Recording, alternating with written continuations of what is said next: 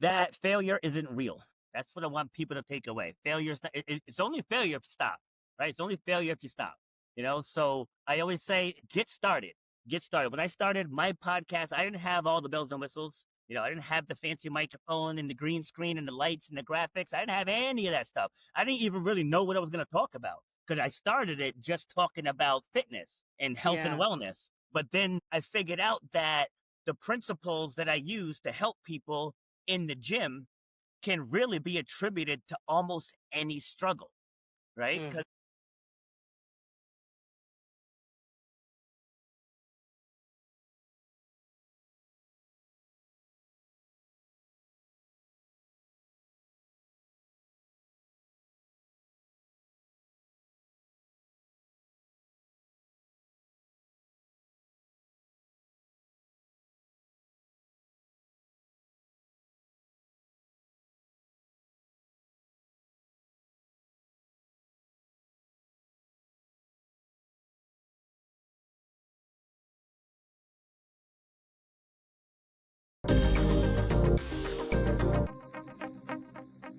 Emotionally unavailable.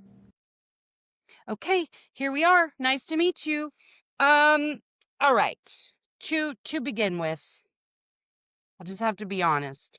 I need to know why your book is named Shut Up and Grind, because that makes me nervous because I'm about emotion. So I'm like, okay, but I just know there's something in there. So I was like, well, let's just start with that. okay, yeah, you're not definitely not the first one, and probably won't be the last one to ask that question. So that book, it's a how-to guide on how to Mhm. navigate life's struggles. Because 9 times out of 10, people are in fear. They're in fear of something, and they end up Mhm. slowing themselves down over things that I call fake problems. It's like, well, what if this happens? What if that happens? What if this happens? So you're stressing yourself out over things that haven't occurred. So the shut up part Mhm. is to quiet those voices, like quiet those things that are keeping you from achieving the things that you want to achieve, and then focus on the steps that you have to take to become who you need to be to achieve that thing that you want to achieve. Yeah. Well, that makes sense to me. Part of my framework is to quiet the noise because you're right. Our brains are trained to give us catastrophe to focus on because it doesn't know how to feel and it's trying to keep us alive. So it can point out every little ounce of danger. And if you're most people who are needing to see someone about their lack of intrinsic motivation probably have some sort of trauma in their history. That's just the truth because that's kind of what robs us of our ability to trust ourselves and to make good choices for ourselves and things like that. So it makes sense to me that that's I'm glad you're addressing that with people because that is a very important step to learn when to shut your brain off because it's a liar. It just lies to you every single time. So as you can see in the back, I'm sitting in a gym, right? So my main hustle is I'm a fitness coach, and I deal Mhm. with that every single day. Like I can lay weights out, and someone will come in and say that's too heavy. I'm like, you didn't even try to pick it up. Like you don't even know what the exercise is yet. Like you have no idea what we're doing, but you're just looking at that and you're defeating yourself. And that's what people do in life. People say, "Oh, like I'm terrified of public speaking." Like, well, how often do you publicly speak? And they're like, well, never, Right. right? Right? It's like Yes. you're only good at what you practice, right? So, Mhm. as seasoned of a speaker as I am, if you ask me questions about astrophysics right now, I'm going to be the dumbest guy in the room, right? That's Right. not my lane, right? That's not my lane. Like I tell people when they say they're educated, I'm like, education is subjective. Like so many things are subjective. Like I spoke on a platform a few months ago, and the host was telling me to dress professionally. And my response was, whose profession are we talking? I said, Right. because my profession allows me to wear a tank top. I said, so whose profession are we going by? I said, because I would not wear a suit and tie into this gym. And I kind of broke Right. broke her down, right? I said, isn't part of your game authenticity? So why am I going to show up in a shirt and tie, right? That's That that's is not what my so profession calls for. valid. That I love both of the points that you just made there. For Thank one, you. you're not afraid to say, there's a lot of shit I don't know, and that's Yeah. fine. How many times have we found ourselves pretending like I'm not gonna feel stupid because somebody asked me a question that's first of all, the way people frame questions sometimes, I'm like, "Okay, honey, you do not need to prove how smart you are to ask that question, but all right." Like, I was in a, symposium not that long ago, and an audience member asked a question, and I was like, did you put this shit in AI before you asked that? Like, cause this, I don't understand the question, but I'm not afraid to say that. And I think that's a really important Yeah. distinction to say, like, we're not going to be perfect at everything, but there are so many people who quit before they start because they can't handle the disappointment and the shame that they feel when they can't be perfect at something before they even begin, let alone the second they begin. And then the second part of your point of authenticity, and I have come to this place too where, well, I kind of buck any sort of authority. So if someone tells me like cuz I'm going to dress appropriately to your event, but if you start like dictating how I'm going to dress, but that is different than authenticity. But still, I think it's important to you find your lane. You go, this is my, expertise. This is what I feel really passionate about sharing from myself. And you stay within that lane, the way you dress, the way you talk, the way you educate others. I think that's something really people have to learn. Yeah, agreed. So I'll share a quick story. So I'm in Rhode Island, and I went to the Northern Rhode Island Chamber of Commerce. They had a networking event there, and I walked in, and I was the only one. Right, I had my sweatpants on, I had my tank top, and I had a hoodie because it was in the winter time. Right, so I had a hoodie, and I walk into this room, and you could cut the judgment with a knife. Right, Oh, I'm people were I'm looking dying me. for you. They were, yeah, they were looking me up and down, right? But Mhm. I am completely unshaken by that. By the end of this meeting, everybody came to me for a business card. Every single person. So Mhm. I'm like, my attire has nothing to do with the content that I share. So by the end of that meeting, everybody was hanging on my every word. And Yes. not to say I was better than anyone else, but it's like I showed up as me. They That's were all exactly right. showing up. Yes, they were showing up trying to impress each other, where I just showed up as me and shared my lane and what I do.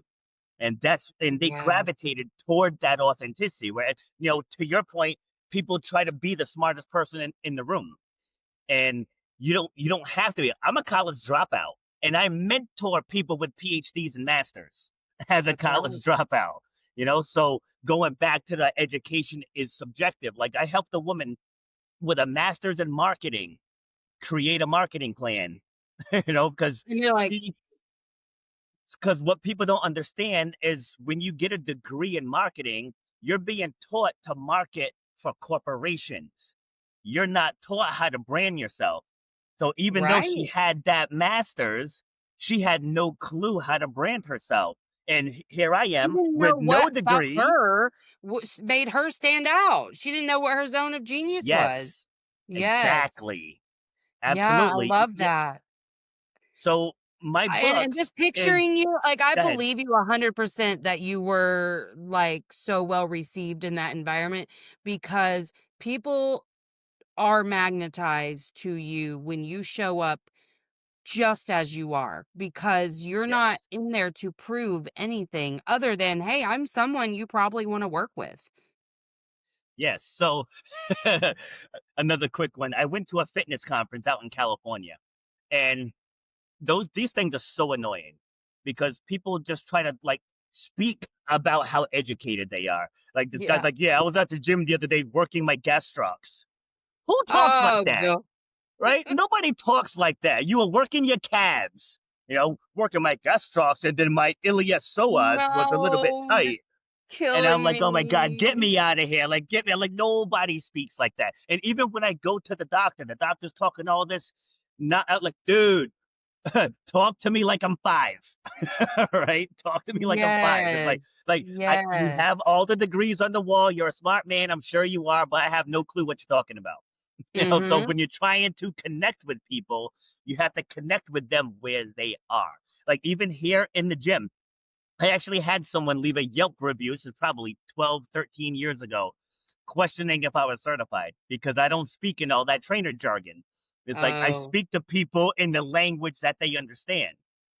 So it's like, but yeah. to your point from earlier, like that's how people are wired. It's like they're wired to just try to appear as something that they're not. And I used to work in corporate, so I get that. I used to have to wear the shirt and tie Yeah, and you wore the act mask. Yeah. holier than now.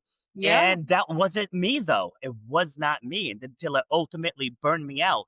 And now everything that I do, I get to just show up and be me every day, whether it's that's running the exactly gym, right. whether it's hosting my own podcast, whether it's guesting on platforms like this one, or I coach track and field athletes as well. But everything I do, I'm me. So it's like I'm never stressed out. I'm never burnt out. No, exactly, because you're not constantly shifting who you are and what mask you're wearing and Yes. who, how to walk into a room. And this is what I was talking to at that symposium. I was talking to mental health professionals, and I was saying, like, A, there's a reason that there's an alarmingly high rate of burnout amongst us. And B, we weren't taught correctly. We were taught that you have to show up this certain way. And guess what? Yes. That's the reason there's still this divide between us and the people we serve, because we're not showing up as them, who we are. Yes. We're not any different than the people we serve. We have the same fears, the same shame, the same motivators, the same narratives. My hope is that if you're going to go serve others, that you're working on those things at least in yourself. And that's, my lane has kind of been, I'm only about 1.5 steps ahead of you, honey. Like, this is work I'm actively Yeah. doing on myself, and I share with others in my practice on here. And I don't change anything about myself, whether I'm talking to you, my child, my spouse, clients, whoever it is. I don't change anything about how I show up. And man, life is just so much more simple like that. It's so much more simple. Agreed, right? And I speak a lot on mental health, and I tell people I'm no doctor. I don't talk about the medical side. I don't talk about chemicals, reactions in the Right. brain, and all that other stuff. I said I talk about the what, right? What are Hmm. you dealing with? How is this making you feel? Do you want to stop feeling that way? Here are some steps you can do to get there.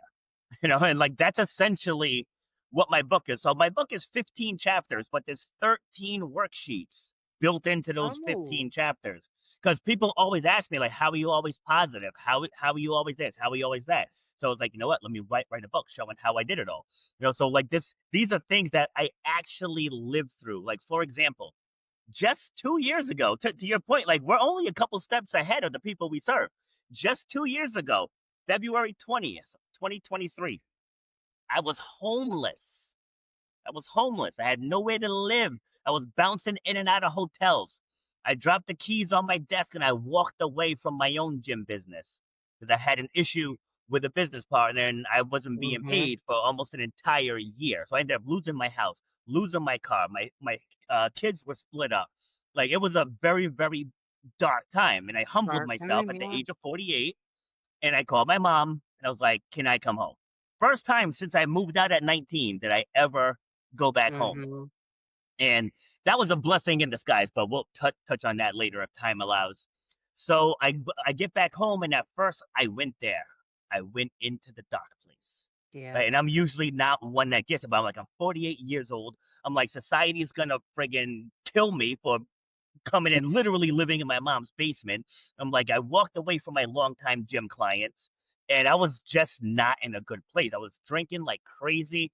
And for a split second, it was only a split second, I thought about swallowing a bottle of pills, for that Hmm. split second. And how I got out of it, I didn't go see a therapist. I didn't get on meds. And I'm not telling people not to do that. If you need it, do you. I just Yeah. knew the power of me, right? I knew the power of me. At my core, I'm a competitor. And so it was one day I'm brushing my teeth, right? I had paused my show, right? Because I was like, how can I get up here and be all motivational when I'm in the dark place, right? So I'm brushing my teeth, and you know how it's cliche how people say, have that conversation with yourself in the mirror, right? Well, I literally did that. As I was brushing my teeth, I glanced up and I locked eyes with myself. And I was like, what are you doing? I was like, what are you doing? Like, you are letting this consume you. I was like, you literally have a show called Shut Up and Grind. and you're here wallowing in self pity and drinking yourself senseless, right? So I restarted my show, and the very next guest that I had, she actually like started to relight the fuse because she spoke about she's from Vancouver, Canada, and she told me a story of how she moved to Hollywood because she wanted to break into that industry. She's like, I just knocked on every single door until I got a yes. Right. So now we're into April of 2023, and I wonder if I can get a job coaching. And at first, it's like, well, the season already started. They're probably set with their coaches. But I just went back to her mentality, like just go down there and ask. So I went up Mhm. there. The coach who coached me 33 years ago was still coaching. So I Wow. went to go see him. And I was like, hey, do you guys need any help with the jumps or the sprints? This was on a Friday. And so I started that Monday. That first practice completely relit my soul because I was actually going to Yeah. pivot away from fitness. Like that's how hurt I was. I was going to Yeah. pivot away, but I was blaming the business partner. But I was like, you let this happen, right? Mhm. You let it get this far. You let your car get taken. You let you get evicted out of your house. I'm like, you let it get this far. I said, so we're gonna Yeah, take you it off avoided everything because until it's you couldn't him. avoid it anymore. Yes, exactly. I said, so we're not gonna blame him. This is on us. So back Mhm. to that first practice, just watching the athletes just hanging on my every word and applying the things that I'm telling them. And I was like, you know what? All right, I need wheels. Like I need wheels because I need to get back in the gym. And so I ended up borrowing money from my mom, and I bought a moped. And so Oh my because gosh, I yeah. well because in losing everything, I tanked my credit. You know what I mean? Yeah, oh yeah. Yeah. Right. So with that moped, I met the owner of this gym. So what I'm in East Greenwich now, but he has another location in Wakefield, which is closer to my house in Charlestown. So I actually wanted to work there. And then that was the first gym I walked into, and I hit the jackpot, the very Wow. first one. Because I said, I want an operation that I can manage and not really have to deal with the business stuff again. Because going through COVID, that was hell. Right. So Oh god, yeah. and Mhm. so we're talking about his operation at Wakefield, and then he mentioned this one. And I was like, well, do you have a manager there? And he's kind of wishy-washy with his answer. But anyway, but I didn't have a car. And this is 17 miles from my house. And I Mm. don't wanna and that was a used moped. So it's like I don't wanna risk Yeah. it coming up and down here. Like, so my mom was like, you can borrow my car Saturday, Sunday, and Monday. And at first I was like, no. I was like, no, I did this. I'm gonna get out of it. Like, I'll find a way to get up there. But then I watched the video that was like, in these tough times, don't reject help. And so it's like, Yep. all right, so this must be a sign. All right, so I started coming up here Saturday, Sunday, and Monday, and then mom needed her car the rest of the week. But in those 3 days, I was formulating the vision already. Like that very first day, I went back home and I told her I was like, I'm gonna be running that whole operation in 90 days. I was like, guaranteed. And that was July.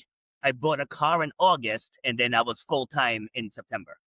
It's like That's just spoke awesome. everything right into existence. It's like once I pulled myself out of the sunken place, because one quote I always say is, "If you're on fire, you can't put the fire out." You know, Right. right? You're burning. So I had to step out of the fire in order to see the opportunities that were out there, because everything just positively snowballed after that. Once I put the accountability on myself, and then I Mhm. went to the school and started coaching. I met John, started training here, and he had his own way of training at first, but he allowed me to put my own style into his baby. But that Yeah. was because of how I showed up. Like I didn't show up wishy washy. I came in here like a warrior that had it all together. And that's what Yes. people are drawn to. And so that's Yeah, a and little it sounds like you tidbit were of like getting out of it. rapid fire shifting your belief systems too. Like Yes, just like well, even the accepting help from your mom, you were like, no, because blah blah blah blah blah. And then you're like, yes, oh, well, let me shift that belief real quick. Okay, yeah, it's okay to accept help. And I mean, God, that's been a lesson I've had to learn too. Because I don't like asking for help, but then even when it's Yes. offered, it's like, well, it's like that old parable that people would talk about where it was like a person's drowning and they're praying like, God help me or whatever. So at first they throw like a life raft and they're like, no, what? Like, God, what? And like three different people come by to help him, but he just Yep. drowns because he thinks that God himself should walk and get him out of the water. And Yes. I've always taken that with me because it is so hard to look at something and go, this is the help being offered right now. It is okay that it didn't come in the package you wanted it to come in. Because I think a lot of entrepreneurs too think they start about 100 steps ahead where they're like, all I have to do is go get investors. And as soon as I get investors, then I'm gonna make my dreams come true. And I'm like, baby, you got about 100 steps to take before you go there. There is so much that has to shift inside of you before you get to a place where you're asking other people for their money. I'm not saying that's not a thing. You got to come from a pretty privileged place, I think, to be able to Yeah. go, I have an idea and go get investors. But I think like they don't understand that those little steps of accepting help in other ways and the work that you have to do on yourself to get there is actually the first step. The first step is not going and asking people for investments, you know? Yes. So I was on the show. It was either last week or the week before, and the host asked me if you could meet any famous person, who would it be, and what would you ask them? And my response was none of them. I said, I want to talk to the person who doesn't believe in themselves, who are stuck in the hamster wheel, who are overwhelmed, burnt out, and they need guidance. I said, that's the person I want to talk to. It's like talking to a celebrity. I mean, yeah, it's cool, but like, no, like What are you going to I get from stepped that? into this Yeah. lane, yeah, I stepped into this lane to help people.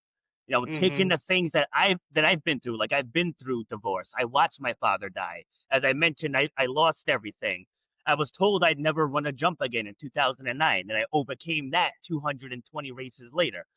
So it's like things that I've been through. When people feel that low, I was like, I can feel that low with you because I was there because I Mm-hmm. was there. And I don't know if it was God, I don't know if it was the universe, I don't know, if it was some other higher power, but I couldn't find that bottle of pills. And I usually Yeah. keep them in the same place. I usually keep them in the Wow. same place, and I could not find them. They just like vanished. You know what I mean? So Wow. it's like that let me know that my work here isn't done. It's not done. So, Yeah. you know, Well, and talking sometimes to a you just need celebrity, one great. little moment. Yeah, yeah, it's true. It's true. But to your point, you had said that I reshifted my focus, which is true, but I shifted it back to my default programming, right? So when I'm working with people, I always ask, I'm like, what drives you? It's like, what drives you? I said, I don't want to hear about your kids. I don't want to hear about your job or your grandkids, because before all of that, something drove you, right? We got to Mhm. get to the heart of that. Like when you were Yep. 8 years old and you had all of the dreams and you weren't afraid to be yourself and you were bubbly and energetic. What drove you then?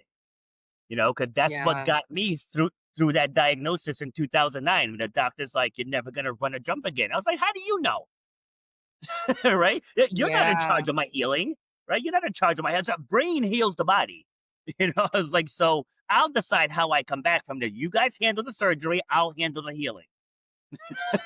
you I got know, it's this like, part. it's like, Thank you. right? It's like, I don't care about the average. I don't care about what the Mhm. average person does because I'm willing to go above and beyond, like whatever it takes. And during that rehab, I did. I went above and beyond. And I want to say, granted, I looked like a newborn giraffe, but Sure, but but I so what? ran, yeah, I ran about 4.5 months later. That's it, 4.5 months. Dang. Right now, I didn't do my first race until 2011.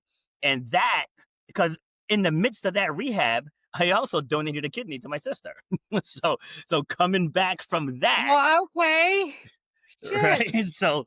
So again, just to give you a little drop into my psyche. So I was probably about a year and a half in now to the knee rehab. Like I was getting back to normal. Like I was playing basketball again, just gingerly wearing a Yeah, brace and yeah. all that, right? But so I donate the kidney to my sister. This was May of 2011, and there was an obstacle race locally here in Rhode Island that September. And so the doctor that did the kidney removal, he was like, I don't think it's a good idea for you to do a race that soon. I said, noted, but that's not going to change my mind. I'm like, I'm Yeah. doing that race in September. Because again, going back to the brain heals the body. If I tell myself I'm going to be ready for this event, my body's going to prepare myself to get ready for the event. And Yeah. then the event came, slayed it, and then that sort of closed the first part. But so the knee injury happened during a track meet. So it did take me 7 years to get back onto the track. Because Yeah. finally I was like, if I don't compete again, then the injury still wins. Even though I made this miraculous comeback that defied the odds, like I have to compete again. So in Yeah. being a kidney donor, there's this Olympic style competition called the transplant games. And they Oh, have I a track didn't and know field. that. Yeah, yeah, yeah. So I only knew because one of my cousins, she received the kidney and she would go and compete in it every year. So I was I like, you know love what? that. So I was like, you know what? Let's do it. So in 2016, the games were in Cleveland, Ohio, and I didn't have any expectations. I just wanted to get out there and just compete. But I ended up winning the high jump. That's the event that the knee injury occurred. I was doing the high jump. I Oh. planted the jump, and my kneecap just went about 4 inches up my quad. Like it was a bad, like it Oh, that was a makes me bad wanna injury. vomit. Mm. Yeah, Now it were was. you doing that in Oh God, college or something? Where were you competing? I was 34. So I was 33 because it happened in July. My birthday's in August, so I was competing in the Masters division. Oh, Yeah, shit. yeah. So that Okay. was so that Wow, was you rough. were, like, for real, for real. Yeah, You were really yep. good. Okay. Yeah, and so I ended up so even now to this day I'm undefeated in the high jump. Undefeated, Wow. like, and after being told I'd never do it again. It's like I haven't lost. Wow. It's like I got two silvers in the long jump, but that was due to injury. So even being hurt, I still placed second. And in the 2018 games, these were in Salt Lake City, Utah. I won all five of my events: the 100 meters, 200 meters, discus, high jump, and long jump. And Oh my helping god. raise awareness. Yeah, and helping to raise Yeah. awareness for organ donation and the transplant games. I love that. Wow. Wow. Yeah, and I mean, I do think it goes to show your belief matters. It's what you believe Yes, that will get you where you're going. absolutely. Yeah. So another quick one. One of my personal training clients comes in, and I could tell she had been crying. And I was like, she's like, "Can I talk to you?" I'm like, "Yeah, of course. Come on in." And so we're sitting down. I guess she and her daughter got into a car accident, and I guess her daughter was injured much worse than she was. She just had some aches and pains. And so she's crying. She's like, they said that she's never gonna walk again. And I said, whoa, stop right there. I said, stop right there. I said, do not put that into your daughter's head. I said, do not. Mhm. And I reminded her of my story. I was like, I woke up every day not caring what that doctor said. I was Yep. like, I am going to make a full recovery from here. I said, so when you talk to your daughter, you don't talk in ifs. You talk in when Yeah. you walk again, when this is over. It's like you got to speak that life, speak that truth right into life. I said, because if you get it in her head, she's not going to walk again. Going back to mind prepares the body, right? The mind's going to prepare the body to not walk again. Like Yep. it's like our brains are a very, very powerful force. So whatever you Yeah. feed it, your body is going to react accordingly. And people don't believe that, but it's true. I've been working on different beliefs of things for a couple of months now, and then the second it shifts, everything changed. Yeah, yeah. Like my second surgery was on my shoulder. So the knee was my first one. So I kind of did whatever they said in the beginning. But then once he cleared me to walk, I was like, I probably could have walked 3 weeks ago. I'm like, what the heck is going on here? So with this one, I kind of just found my own thresholds, right? So like I wouldn't do anything stupid. Like, all right, ew, if that hurts, but I would stay below it and just keep it moving as much as I could. And so Yeah. when I went for my first PT appointment, she's like testing my range of motion. I'm like, keep going. I'm like, keep going. Like, you can push harder than that. And I was all the way up. And she's like, we don't ever see that this early. I said, yeah, because I Mhm. learned from my first surgery to believe in myself. I said, and I was moving because they said no movement whatsoever for 6 weeks. I said, that's not happening. Like, it's not happening at all. So, and again, I'm not advocating for not listening to your doctor. I'm just saying I listened But to me. you knew your body really well, and you had learned what Yes, you were capable of. yes, Yeah. absolutely, and that's one of the toughest shifts to help people make. Where they're like, I need to be this, I need to be that. I'm like, no, you don't. Just get started. Like even here in the gym, like I'll be out and about, and people will ask me, what's the logo mean, and I'll tell them they're like, oh, I think I have to get in better shape before I do that style of training. I'm like, no, you don't. No, you don't. Yeah. Your body will respond to what you give it. All right. If, Yep. if you give it intensity, it's going to respond to intensity. If you give it Pilates, it's going to respond to Pilates. Like, you know what I mean? Even if you just start walking, it's going to respond Yep. and improve your endurance for walking. But we put Yes. these blocks on ourselves. It's like, oh, I have to get more certifications to do this. No, no, you don't. You have a cell phone. Just pick up That's your a cell big phone one and I come Google. across too. Yes, Yes, people who yes, think they need to go get a whole different degree or a whole certification, and I'm like, "Just be you, share what you know." You don't need a yes. certification to prove that you know what you know. Yeah, like I don't have a psychology degree, but does it not sound like I know what I'm talking about? Right, exactly. Yeah, Yeah, see, no, I mean, that's a good it's true. yeah, like people ask me all the time. It's like, "What's your degree in?" I said, "I dropped out. Like, I don't have a degree." Like, and again, I'm not flexing here, but one of my guests, I was actually on a panel, and one of the other panelists asked to connect with me. And now she's a clinical psychologist. Okay, Mhm. she got a PhD. She's a clinical psychologist. She hired me to work with her then 23-year-old son because he has dyslexia and no, I'm sorry, Asperger's. That's what he had, Okay. Asperger's, and he was just in his head about it. So the first meeting with him, everything was, I want to do this, but I have Asperger's. I want to do this, but I have Asperger's. I said, all right, first thing we're going to do is we're going to reverse it. All right. Because the way our brain works, whatever comes after the but sticks with you. Right. So if you say, I want to do this, but I have Asperger's, your brain is storing that as a negative.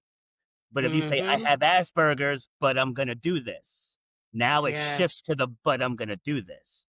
And that's one of the first ways I try to help people to reframe. Just like, again, even here in the gym where people are like, oh, I need to lose 30 pounds. I said, no, no, no, no. You're going to lose 30 pounds, right? Just by saying, Yes. I need to, now you're putting Yes. pressure. It's a chore, it's a negative. But by saying, I'm Well, going to, now you're speaking power. exactly.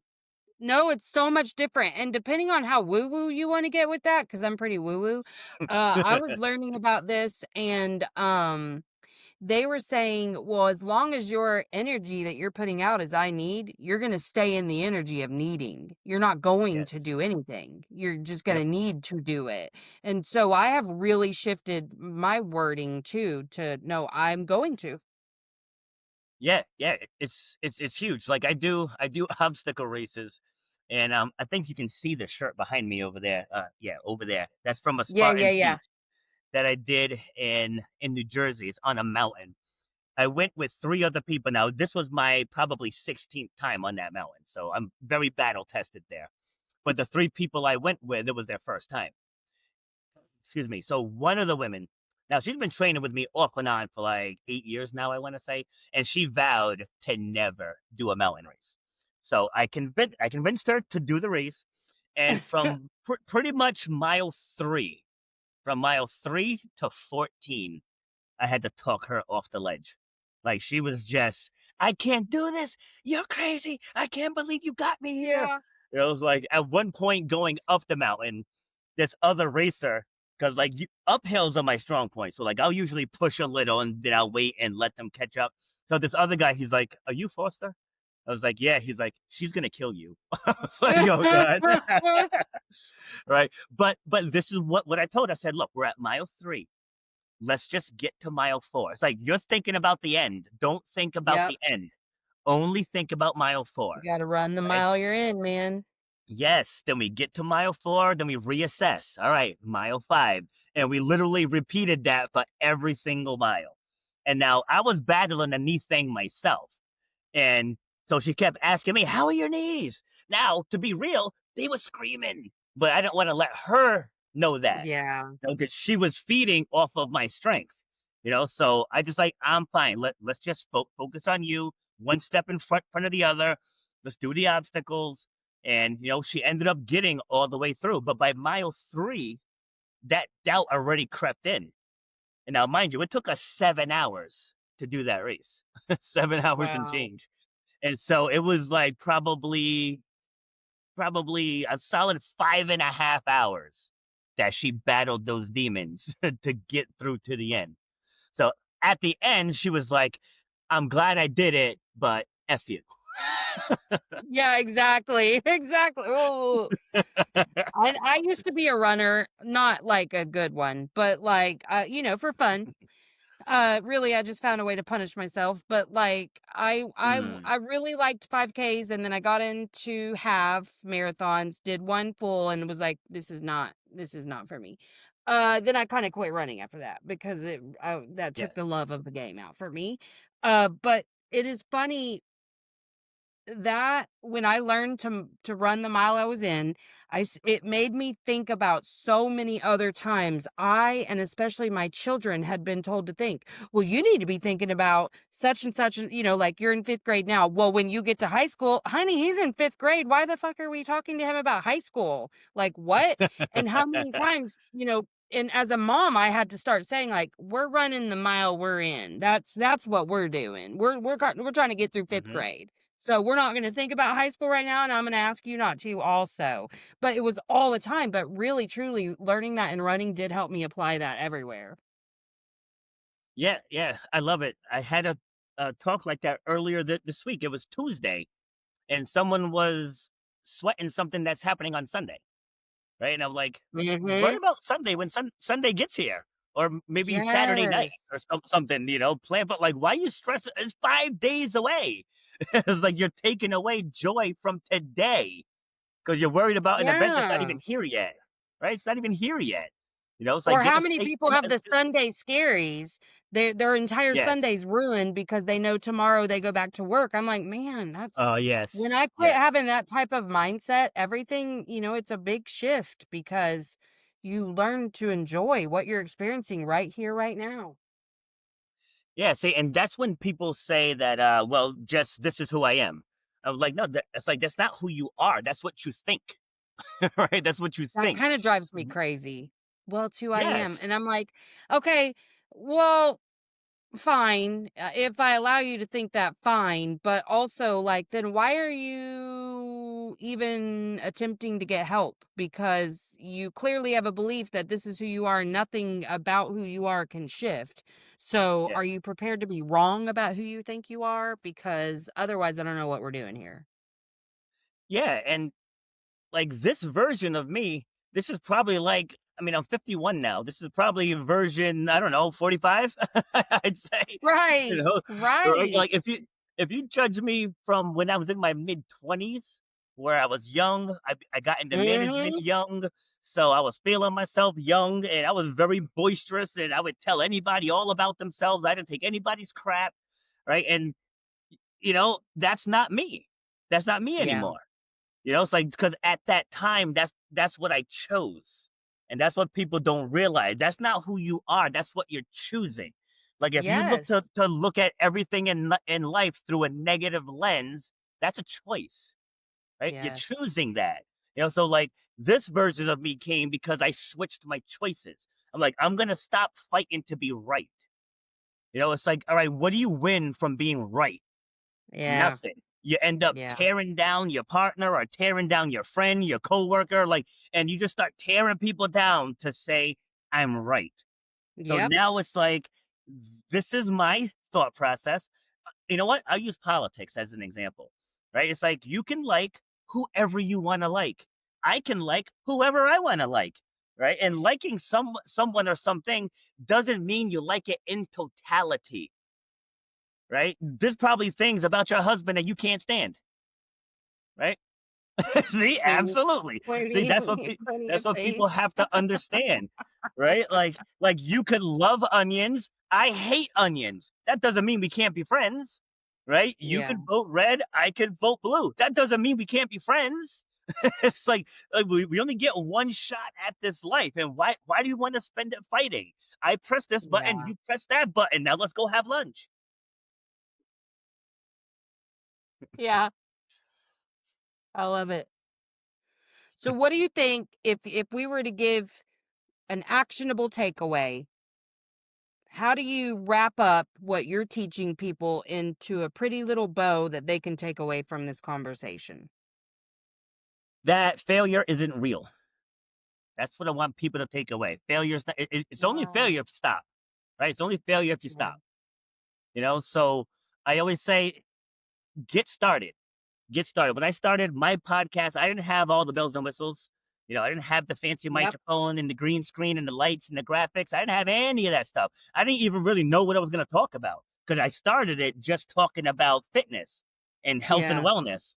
But then I figured out that the principles that I use to help people in the gym can really be attributed to almost any struggle, right? Because if Mhm. you want to lose, say, 20 pounds, all right, we got to get your starting weight. We got to get your starting body fat percentage. We got to take your measurements. We got to, what's your current diet like? How much water do you take in each day, right? And then to put it on the grief side, like how I said, watching my father pass, right? So if you get stuck in that moment, like I'll never unsee his last minute of life. Like that's burned into my Mhm. brain. Like that's not going anywhere. But I can't stay in that moment. So the story begins the second we left the room. That's where the story starts. Right. And then you take those principles. All right, we got to wake up tomorrow with the realization that he's gone. Right. We got to go through his stuff. We got to go through his bills. And you just start putting that action plan together. That doesn't mean you're not crying while you're doing it. Right? Right. But you still have to move forward. So starting anything and pivoting to anything, just get going. Going back to what I was saying about going to talk to my track coach. That one event started a positive snowball. Like Yeah. my podcast now, I actually had to stop taking people. I'm booking into July of next year. It's like I had to Wow. stop taking people on. Like things are just blowing up. I just started a new YouTube channel 30 days ago. We're at 11,000 subscribers now. My one of my videos has almost 600,000 views, but That's it's just awesome. from focusing on the what's possible and not focusing on the what could go wrong. Yep. I agree with that 100%. And I really love everything you just said Oh, thank because you. we are spending way too much time in a future forecast instead of Yes. like, what's the step I can take right now? And you're right. Failure is only failure if you stop because each little step you take is a new prototype. And so you can just keep refining until you figure out what your stuff is. I Yes, love it's like it. you don't change the goal, you change the process. And I always say it's Yeah. like the GPS, right? It's like the GPS. If it says turn right and the road's closed, right? You don't turn You around got and to go back home, reroute. right? You reroute. Yes. Exactly. I love Yes. that. Damn you, Yeah. just sitting around coming up with good analogies. I hate you for that. I really like that one though. I really like it. I'm gonna have to use that. You wouldn't just go back home. That's so fucking true. That's great. I love that. Thank you. Did you make that one up for real? I did, yes. God, I hate you. Well, that's awesome. So where can we look for you? So Facebook, TikTok, and YouTube is at Robert B. Foster. My book Okay. it's on Amazon, but I have a direct link. It's shutupandgrindbook.com. And again, that's a how-to guide. So if you're stuck trying to navigate something, that like it'll put your story on steroids if you go through Yeah, those 13 worksheets. And then I love Instagram that. is Robert underscore B underscore Foster, because somebody beat me to that one. Damn them. Well, I'll make sure I include all your links in the show notes too. I have Okay, loved this thank you. conversation. I appreciate you so Good. much. Thank you for having me. I appreciate it. Absolutely. Okay, I'm going to push stop if you'll hang out for 1 sec. Thanks for coming to Emotionally Unavailable. If you haven't already, like, subscribe, and share.